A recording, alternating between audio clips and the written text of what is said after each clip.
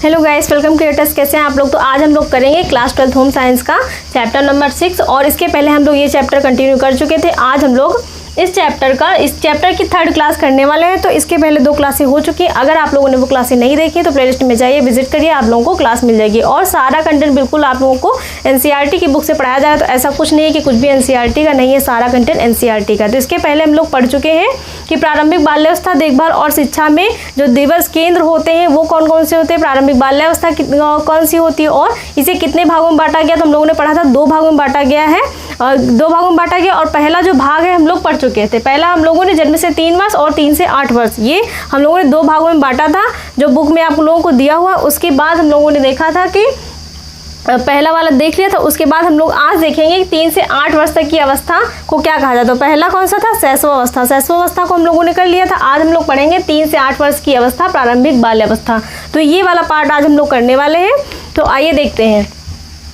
तो पहले समझते हैं कि प्रारंभिक बाल्यावस्था क्या होती है। प्रारंभिक बाल्यावस्था क्या होती है। तो प्रारंभिक बाल्यावस्था बालक का निर्माण काल है। प्रारंभिक बाल्यावस्था क्या है, बालक का निर्माण काल है। प्रारंभिक बाल्यावस्था कब से कब तक है, तो 3 से 8 वर्ष तक बताया गया है। कब से कब तक, 3 से 8 वर्ष तक बताया गया है प्रारंभिक बाल्यावस्था को।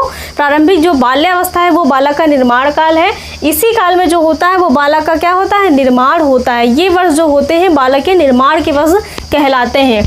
और न्यूमैन ने क्या कहा, न्यूमैन ने कहा है 5 वर्ष तक की अवस्था शरीर तथा मस्तिष्क के लिए बड़ी ग्रहणशील होती है। न्यूमैन ने क्या कहा, न्यूमैन ने कहा है कि जो 5 साल तक की अवस्था होती है वो बच्चे के लिए बहुत ग्रहणशील होती है। मतलब 5 साल तक जो बच्चा सीखता है वो ज़िंदगी भर नहीं भूलता है, वो सारी चीज़ें उसके दिमाग में हमेशा रहती हैं। तो जो 5 साल का ज्ञान होता है वो उसके मस्तिष्क के लिए बहुत ज़्यादा ग्रहणशील होता है। वो जो देखता है वही बच्चा क्या करता है, वही सारी चीज़ें सीखता है और वही ग्रहण करता है। जो उसके आसपास जो हो रहा है, जो उसके वातावरण में जो भी क्रियाएं हो रही है वो उसी प्रकार क्रिया करता है और उन्हीं को देख करके ही सीखता है।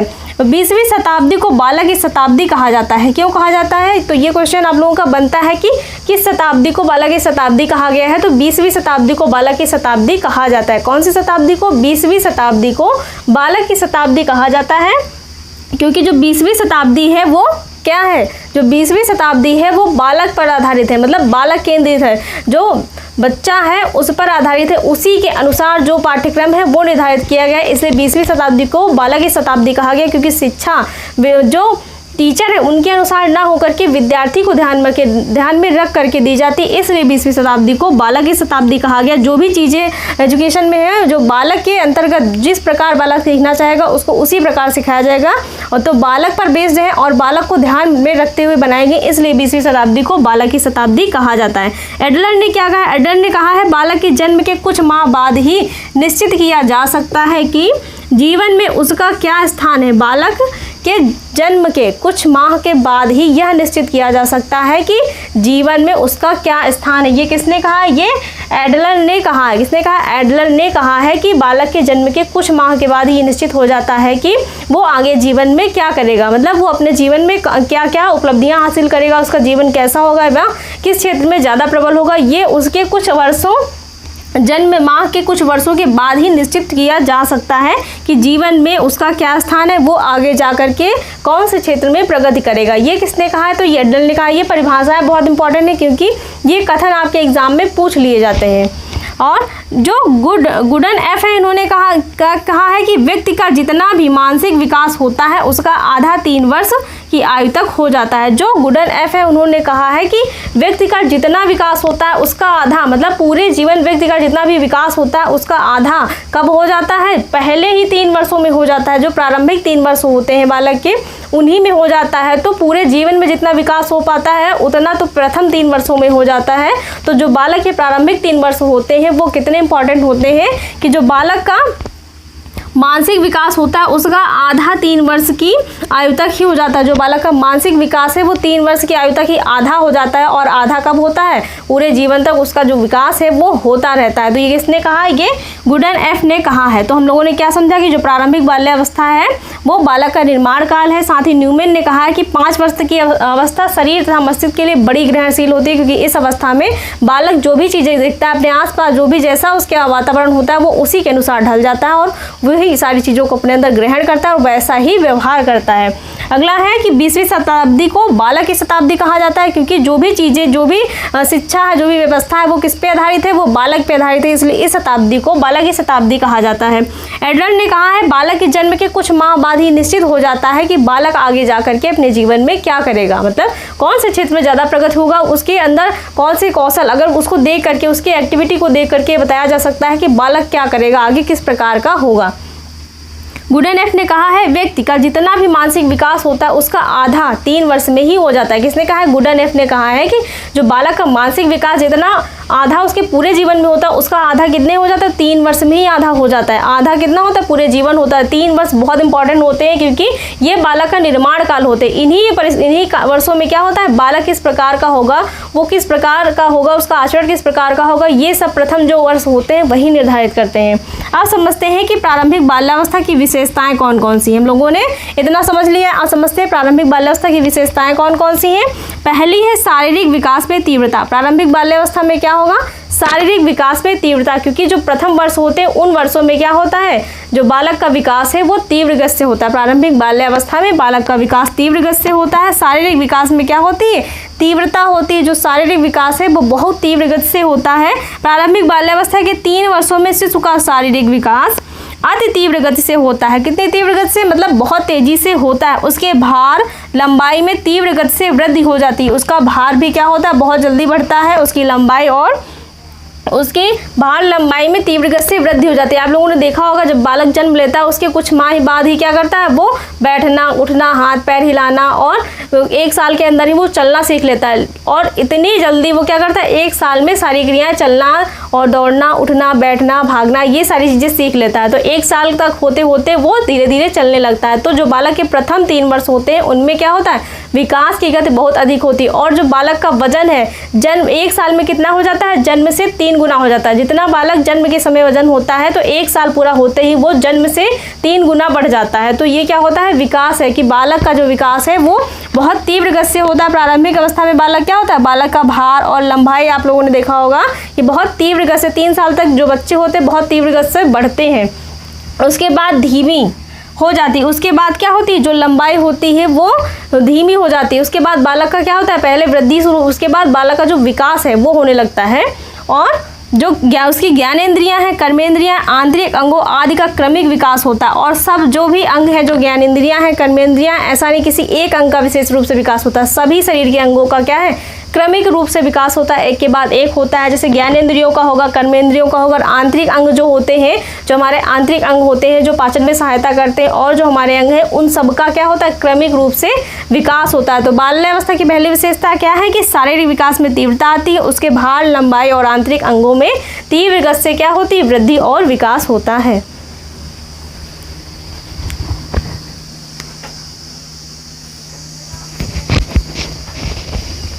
पहला हम लोगों ने देखा कि शारीरिक विकास में तीव्रता होती है कब, प्रारंभिक बाल्यावस्था और 3 से 8 वर्ष की अवस्था में। उसके बाद दूसरा क्या है, मानसिक क्रियाओं में तीव्रता। क्या होगा कि मानसिक क्रियाओं में तीव्रता, मानसिक जो विकास है वो बहुत तीव्र गति से होता है। मानसिक क्रियाओं में तीव्रता किस प्रकार से होगी, बच्चे के ध्यान, स्मृति, कल्पना और प्रत्यक्षीकरण आदि के विकास में तीव्रता होती। 3 वर्ष की आयु तक शिशु की सभी मानसिक शक्तियाँ कार्य करने लगती हैं। तो कौन सी ऐसी 21 वर्ष की आयु तक, कौन सी वर्ष की आयु में जो शिशु की मानसिक शक्तियां हैं वो कार्य करने लगती हैं। तो कौन सी वर्ष की आयु में होगा, तो कितने वर्ष की आयु में होगा, 3 वर्ष की आयु में जो शिशु की मानसिक शक्तियां हैं वो सभी कार्य करने लगती हैं। स्मृति, कल्पना, ध्यान, वो स्मृति करना मतलब चीज़ों को याद करना और कल्पना करना, साथ ही ध्यान करना, ये सब चीज़ें क्या करता है, सीख लेता है। इन सब क्रियाओं में वो क्या होता है, बहुत ही अच्छा हो जाता है, उसका मानसिक विकास बहुत अच्छा होता है। तो कितने वर्ष की आयु में बालक की जो मानसिक क्रियाएं हैं उनका विकास तीव्र गति से होता है। कितने वर्ष की आयु में होता है, 3 वर्ष की आयु तक बालक की मानसिक क्रियाओं का विकास तीव्र गति से होता है। अगला है सीखने में तीव्रता। सीखने में मतलब वो उसका अधिगम बहुत जल्दी होने लगता है। वो जो भी चीज़ें देखता है उनको बहुत ही जल्दी सीख लेता है। जैसे कि गेसेल ने कहा है बालक प्रथम 6 वर्षों में बाद के 12 वर्षों से दूना सीख लेता है। मतलब गेसेल ने कहा है कि जो बालक है वो बालक क्या करता है, उसके प्रारंभिक जीवन के जो 6 वर्ष होते हैं उनमें उनमें क्या करता है, अगले 12 वर्षों से दूना सीख लेता है। मतलब जो प्रथम जीवन की बाल्यावस्था के 6 वर्ष होते हैं, जो जितना वो 12 साल में सीख पाता है उतना क्या करता है, वो 6 साल में सीख जाता है। तो इसीलिए जो प्रारंभिक बाल्यावस्था होती है वो तीव्र विकास एवं वृद्धि की अवस्था होती है, क्योंकि इसमें सारी चीज़ें क्या होती हैं, बहुत अच्छे तरीके से हो रही होती है। बच्चे का जो शारीरिक मानसिक सब जो विकास है वो बहुत अच्छी तरीके से हो रहा होता है। और जो बालक है उसके सीखने में इतनी अधिक तीव्रता होती है कि जितना वो 12 वर्षों में सीख पाएगा उतना वो 6 वर्षों में दुगना सीख लेता है। जितना वो 12 वर्षों में सीख पाएगा उतना वो 6 वर्ष में सीख लेता है। तो जो विकास है मानसिक वो कितना तीव्र गति से होता है, समझ आप लोगों को समझ आ रहा होगा। अगला है कल्पना की सजीवता। कल्पना मतलब वो जो भी कल्पना करता है उसे लगता है कि सारी चीज़ें जो हो रही है हमारे आसपास सब सही हो रहा है, सब अच्छा है, सभी जो हो रहा है सब जो सजीवता है, सब में जीवन है। वह सत्य और असत्य में अंतर नहीं कर पाता है। उसे ये नहीं पता है कि कौन सी वस्तु सजीव है और कौन सी निर्जीव। वो खिलौनों को भी सजीव मानता है और जो पेड़ पौधे हैं, जो इंसान है वो भी सजीव मानता है। वो एक खाली पड़े खिलौने को क्या करता है, जो प्लास्टिक का खिलौना होगा, टेडी होगा, उसको भी क्या करता है, वो खाना खिलाएगा, उसको सुलाएगा। तो ये सारी चीज़ें करता है। उसे ये नहीं पता है कि ये निर्जीव है कि सजीव है। तो उसमें सजीवता होती है। क्या करता है, वो सभी चीज़ों को सजीव मानता है और उसे ये नहीं पता होता है कि ये सजीव नहीं है बल्कि निर्जीव होता है। तो वह असत्य भाषी जान पड़ता है। वो क्या जान पड़ता है, असत्य भाषी जान पड़ता है, क्योंकि उसे सजीवता और निर्जीवता में क्या होता है, फर्क नहीं पता पड़ता। उसे सारी चीज़ें सजीव लगती हैं। उसे लगता है कि जो गुड़िया है ये भी सजीव है, ये भी खाना खाएगी, ये भी सोएगी और ये भी रोती है। तो उसे ये ऐसा लगता है। अगला है दूसरों पर निर्भरता। जो बालक है तो क्या करता है, बालक दूसरों पर निर्भरता किस प्रकार होता है, जब तक वो अपना स्वयं के कार्य करने योग्य नहीं हो जाता तब तक वो प्रारंभिक बाल्यावस्था में क्या करता है, दूसरों पर निर्भर रहता है अपने सभी कार्यों के लिए। जन्म के कुछ समय तक शिशु बहुत असहाय स्थिति में रहता है।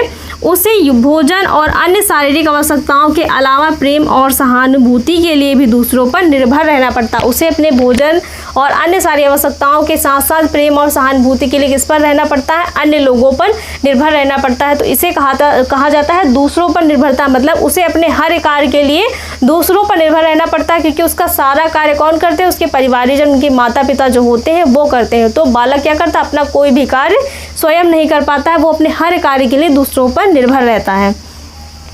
आत्म प्रेम की भावना, तो वह अपने माता पिता एवं भाई बहन आदि अभिभावकों से प्रेम प्राप्त करना चाहता है। वो चाहता है कि घर में जितने भी लोग होते हैं, माता पिता जो भी भाई बहन है, वो सब क्या करें, बच्चे से प्रेम करें। वो सबसे प्रेम प्राप्त करना चाहता है। अगर घर में कोई दूसरा बच्चा आ जाता है और घर में जैसे भाई बहन है किसी दूसरे बच्चे को गोद में ले लेते हैं, तो वो क्या करने लगता है, ईर्ष्या करने लगता है और रोने लगता है। उसका मतलब, उसका तात्पर्य ये होता है कि सभी लोग क्या करें, केवल उसे प्रेम करें। तो उसमें क्या होती, आत्म प्रेम की भावना होती है। मतलब सेल्फ लव होता है। वो केवल अपने आप से सबको प्रेम करवाना चाहता है। उसे ये ईर्ष्या होने लगती है कि उनके घर का कोई सदस्य किसी बाहरी बच्चे को ना गोद में ले, उसे ना प्यार करे। तो उसमें क्या होती, आत्म प्रेम की भावना होती। वो अपने माता पिता भाई बहन अभिभावकों सबसे क्या करता है, सबसे चाहता है कि सब लोग उसे प्रेम करें। उसमें आत्म प्रेम की भावना, अगर दूसरे बच्चे को कोई वो ले लेता है और उसे प्रेम करने लगता है तो उसमें ईर्ष्या होने लगती है और ईर्ष्या के कारण क्या करने लगता है, वो रोने लगता है। तो ये होता है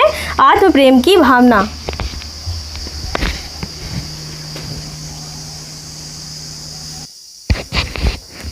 तो अगला हम लोगों का है नैतिकता का अभाव। इसमें क्या होता है, नैतिकता का अभाव होता है। मतलब उसे सही गलत अच्छा बुरा कुछ नहीं पता होता है। उसे जो भी चीज़ पसंद होती है केवल वो वही करना चाहता है। मतलब नैतिकता का अभाव क्या होता है, शिशु में अच्छी और बुरी, उचित और अनुचित बातों का ज्ञान नहीं होता। जो शिशु बालक होता है उसे अच्छी बुरी उचित अनुचित सही गलत कुछ भी ज्ञान नहीं होता। वो केवल उन्हीं कार्यों को करना चाहता है जिसमें उसे आनंद आता है। जिस कार्य में उसे आनंद आता है वो उन कार्यों को करता है, चाहे वो कार्य सही हो या गलत। उसे सब क्या करता है, उसे पता नहीं होता, बालक को पता नहीं होता है कि क्या उचित है क्या अनुचित। केवल वो उन्हीं कार्यों को करता है जिसमें उसे आनंद आता है। तो बालक में क्या होता है, नैतिकता का अभाव होता है।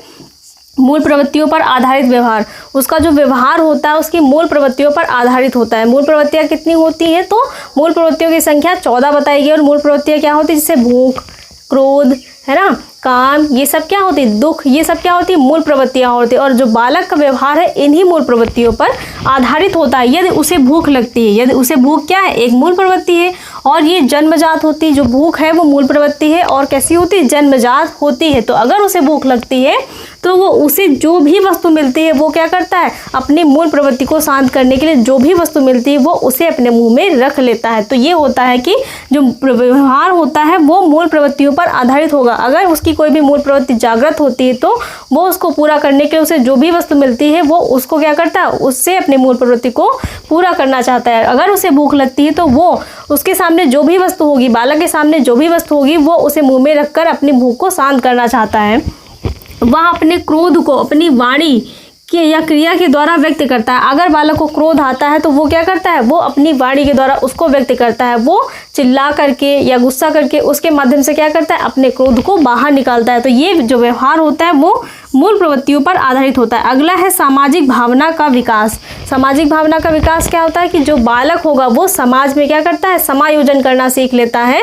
तो जो बालक होगा उसमें 2 से 5 वर्ष तक के बच्चों के साथ खेलना पसंद करता है। जो बालक है वो धीरे धीरे क्या करता है, 2 से 5 वर्ष के जो बच्चे हैं उनके साथ खेलना पसंद करने लगता है। मतलब समाज में बाहर निकलता है और समाज में बच्चों के साथ क्या करता है, खेलना पसंद करता है और वह अपनी वस्तुओं में दूसरों को साझेदारी बनाता है। वो क्या करता है, समाजीकरण सीखता है और समाज में रहना, समाज में साझाकरण सीखता है और अपने खिलौनों को दूसरे बच्चों को दे करके उनके साथ खेलना सीखता है और बाहर जाके उनके साथ खेल भी खेलता है। तो ये क्या होता है, सामाजिक भावना का विकास। मतलब वो सामाजिक भावना का विकास उसके अंदर होने लगता है और वो क्या करता है, बालकों के साथ खेलना पसंद करता है, घर से बाहर निकलना सीख लेता है और बाहर क्या करता है, जो भी बच्चे होते हैं उसके समूह के उनके साथ खेल खेलता है। अगला है संवेगों का प्रदर्शन। तो संवेगों का प्रदर्शन किस प्रकार से करता है, वो शिशु में उत्तेजना के अलावा जन्म के समय कोई संवेग नहीं होता है। तो संवेगों का प्रदर्शन क्या होता है कि जन्म के समय अगर ये क्वेश्चन आ जाए कि बालक में जन्म के समय कौन सा संवेग सबसे प्रबल होता है या कौन सा संवेग होता है, तो बालक में जन्म के समय केवल उत्तेजना का संवेग होता है। कौन सा, उत्तेजना का संवेग होता है, इसके अलावा कोई भी संवेग नहीं होता है। लेकिन जैसे ही 2 वर्ष की आयु में वो पढ़ता है उसमें क्या होता है, सभी संवेगों का जो विकास है लगभग हो जाता है। तो बालक में जन्म के समय कौन से संवेग का विकास होता है, केवल उत्तेजना का। अगर उसे भूख लगती है तो वो रोने लगता है, बस केवल उसमें संवेग यही होता है कि उत्तेजना होती है। अगर उसको दर्द होता है तो वो रोने लगता है, अगर भूख लगेगी तो रोने लगा, चोट लगी तो रोने लगा, मतलब उसमें उत्तेजना का संवेग होता है। लेकिन जैसे 2 वर्ष की आयु तक वो हो जाता है तो उसमें धीरे धीरे सभी संवेगों का विकास होने लगता है। वो हंसना, रोना, गुस्सा करना सभी चीज़ें क्या है, सीख जाता है। अगला है दोहराने की प्रवृत्ति। उसमें शब्दों और गतियों को दोहराने की प्रवृत्ति विशेष रूप से पाई जाती है। छोटा बच्चा आप लोगों ने देखा होगा कि अगर उसको कोई शब्द बोल दिया जाता है तो वो बार बार क्या करता है, उसी को रिपीट करता है। तो उसमें क्या होता है, दोहराने की प्रवृत्ति होती है। एक शब्द को वो बार बार बोलता है तो बच्चों में क्या होता है, दोहराने की प्रवृत्ति होती है। मतलब किसी शब्द को बार बार बोलना, ये क्या होता है, दोहराने की प्रवृत्ति। अगला है जिज्ञासा की प्रवृत्ति। वह अपने खिलौनों को फेंककर उसके भागों को अलग करके उसे विभिन्न विधियों से रखने का प्रयत्न करता है। वो क्या करता है, नई नई चीज़ों को जानने की उसके अंदर इच्छा होती है। बालक क्या करता है, नई नई चीज़ों को जानना चाहता है। अगर उसके पास कोई खिलौना है तो उसको क्या करता है, उसके सारे भागों को खोल देता है और फिर से उसे जोड़ना चाहता है अपने तरीके से। तो बालक को वो ये ज्ञात करना चाहता है कि जो भी खिलौना है वो किस प्रकार से बना हुआ है, किस प्रकार से जुड़ा हुआ है। तो बच्चे में क्या होता है, जिज्ञासा होती है, जानने की इच्छा होती है कि सारी चीज़ें किस प्रकार से कार्य कर रही हैं, हमारे पास जो भी चीज़ें हैं वो किस प्रकार से बनी हुई हैं। तो जिज्ञासा की प्रवृत्ति कौन सी अवस्था में होती है, प्रारंभिक बाल्यावस्था में होती है। तो वो क्या करता है, अपने खिलौनों को फेंक कर उसके भागों को तोड़ देता है और तोड़ने के बाद पुनः उसे अन्य विधियों से जोड़ने का प्रयत्न करता है। तो वो ये जानना चाहता है कि इसके जो भी भाग हैं वो किस प्रकार से जुड़े हुए हैं, किस प्रकार से जोड़े गए और इसे अन्य विधियों किस प्रकार से जोड़े गए, इसे अन्य किस विधि से जोड़ा जा सकता है। तो ये क्या होता है, बालक के अंदर जिज्ञासा, मतलब जानने की इच्छा होती है कि सारी चीज़ें किस प्रकार से बनाई गई हैं।